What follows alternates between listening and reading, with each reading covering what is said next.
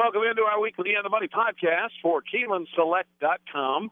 And we're going to take a look at stakes races in New York, Florida, and down in New Orleans. But we'll, as I'm Tom Leach, along with Keeneland's director of Simulcasting, Jim Goodman, who gave you blue skies and rainbows last week in the Native Diver out at Hollywood Park. And I had Jonesy Boy, I think went off at 6-1 up at the Queens County at Aqueduct. So hopefully we'll give you a few more winners this week. Jim, let's start with the 8th race at Aqueduct on Saturday, weather permitting, the Gravesend Stakes. And it's a horse Strapping Groom and Palace that just ran against each other last time out. Did you go to one of those two? Yeah, it looks like a match race here. And I think Palace, because gone outside of Strapping Groom, looks like he's perfectly drawn for a stalking trip. And I think Palace over Strapping Groom is probably a fairly chalky, cold exacta. But I think Palace may be the best bet of the day in a probable single in your late pick forward Aqueduct. I'm going to actually try to beat him with Strapping Groom. I just looked at the race and didn't see a whole lot of other speed. And I thought maybe Strapping Groom could get a little bit of a softer pace scenario than he had last time. So I'll take him to win and use him in exactas with Palace and the 2 Frazzle, but not a great betting race there. Down in Florida, we've got the 9th race is the Grade 3 Dania Beach Stakes, and it's 2-year-olds on the turf here, and a couple for Chad Brown that figured to get a lot of money. Where did you land? Yeah, I like the foreign horse it's Plouvan, I guess. He's 37% first-time North American. The horse won twice in France, and you always look at horses shipping from Europe here that were competitive over there. It seems like at least the last few years, the turf horses coming from France and England have been very tough to beat over here. So I like that horse at on the top. Mr. Speaker is improving for Sid McGahee. Had a maiden win at Belmont on October 14th, and the runner-up came back to win, so it was turned into a key race. And the other horse I like to hear was Here's Johnny. Had a tough trip last out, so he could be right there with the right trip. But I think Chad Brown with a shipper from Europe is probably a good bet. I'll probably regret picking against that horse, but I'm going to try for a little value with the 5, Yes, I'm Lucky. I thought I liked the fact that his best number came on the turf race, and then it had trouble at the start last time, and it still ran on pretty well to finish 3rd in the first 2-turn race.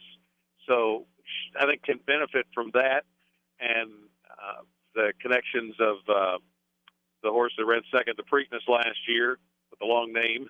And I think Yes, I'm Lucky has got a shot. So I'm going to try Yes, I'm Lucky, and then I would key that one with the 2 Chad Brown horses because I figure one of those 2 is the likely winner. If Yes, I'm Lucky doesn't get there, that's Plouvan. It would be the preferred one, but take a shot with Request as well. They have 4 stakes races at the fairgrounds that we're going to take a look at, and we'll start with the 5th race, which is the Blushing KD Handicap. And I ended up going to Honey Hues in here. Her turf races from back in the summer at Churchill would be good enough to win this. She hadn't been back to that form in a while, but I thought the last race, which came off the turf, was on the slop, but the number she got for that suggests that maybe she's getting back to that top form of earlier this year, and if so, with all the speed that she's got, she could be dangerous in here. And I didn't have a strong opinion on anybody else, so I think there's maybe a little value here.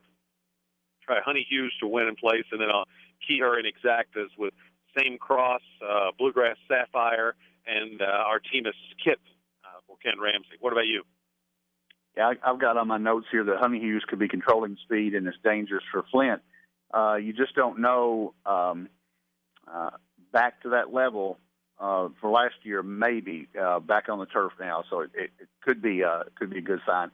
I went to Class Included, ran in the Breeders' Cup Classic in 2012, moved to turf last spring, and moving from Dale Romans is usually not a positive, but when you look at Ron Fichot at Fairgrounds, he's actually 25%, which is twice as good as Dale has been this year. So I kind of like the trainer change. I kind of like the back class, 4 Class Included. So I'm going to take him on top with Artemis Kitten and Honey Hues below. 6th race is the Letellier Memorial 2-year-old fillies. And I know there's a horse that you like back in the Alcibiades. She's awfully good that's in here. Who did you go for? I did go to She's Awfully Good. You remembered that. Yes. She was highly touted in the Alcibiades, and I had a lot of information coming from Arlington on her, and just didn't run very well. And this may be a tough spot for her to start on dirt because for a $75,000 stakes race, it came up fairly tough. But they were talking Kentucky Oaks with this filly, so maybe she's had her issues and they got her back on track now. They were really high on her after she won at Arlington. I'm going to take her on top of Divine Beauty. When Brereton Jones keeps a 2-year-old filly, they usually do very well because he's looking to sell those horses and maintain his breeding operation. But when he keeps them to race and gives them to Larry Jones, and she won her debut at Churchill very easily, so she could be any kind. I don't think she was even asked there. The buyer number didn't come up as good as She's Awfully Good, but you don't know on a first time out when she wins that easily. So She's Awfully Good over Divine Beauty. That's a good point on the Divine Beauty connections. I end up going to Street Story because she's working a little faster than Asmussen trainees normally do, and so that's usually a noteworthy point for me.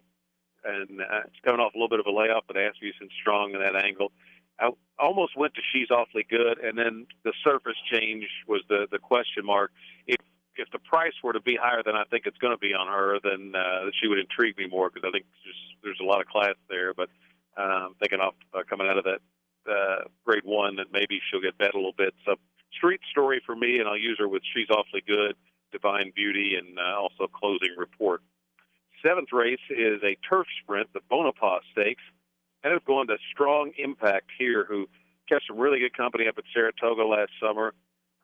Really good record at this specialty kind of distance on the turf. And with Bruce Brown as a trainer, I don't know that he's going to attract a whole lot of interest down at the fairgrounds. He might get a little bit of an overlay here on Strong Impact. So I'm going to take him, use him with our test, and Great Mills, who just loves the fairgrounds. What about you? I was not convinced the last time out on Great Mills, and I went back and watched the race, and I'm convinced now because wire to wire at 2-1, and I just think he loves the fairgrounds. It's a perfect trip. He's in the 5-hole. He can get to the lead fairly easily. I think Great Mills on top with our test, who was only 2 behind Great Mills last out and had a bad break and gave her a couple lengths at the start. But he needs a fast pace, so he needs somebody to run with Great Mills. Channel Marker I would like better if didn't have the 12-hole. The outside post hurts his chances as a stalker, and so 5.5 furlongs on turf. 5.5 miles he may get up, but 5.5 furlongs probably won't. So Great Mills on top for me. Let's go to the 8th race, the Tenacious Handicap, and you got, I think, Grand Contender going to be a real solid favorite in here. Can you beat him?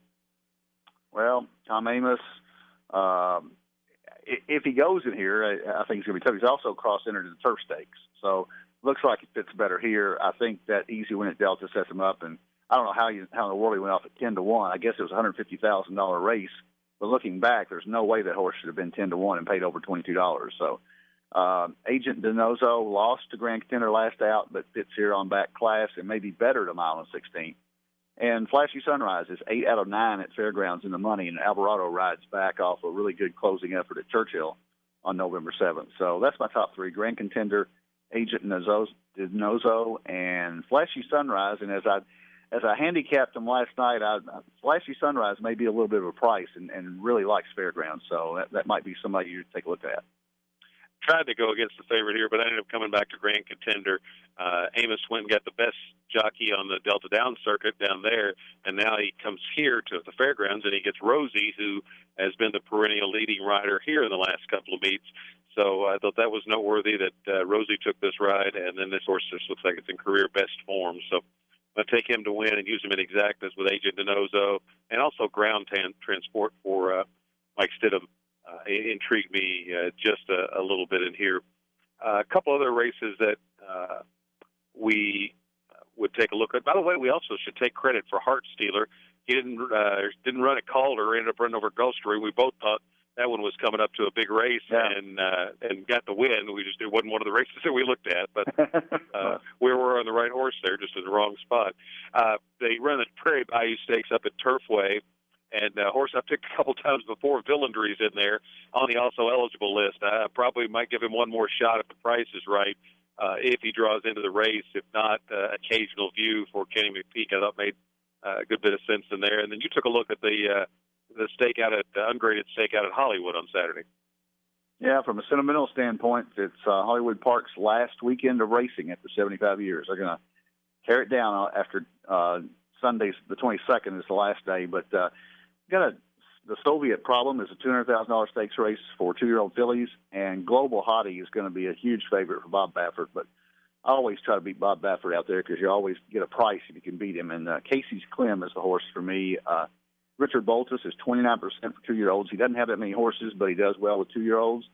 Delgadillo is not a big-name jock, but he always tries hard. He comes up from Los Alamitos, and it seems like he always gets in the money. So I'm going to take Casey's Clem to upset Global Hottie in the last weekend at Hollywood Park.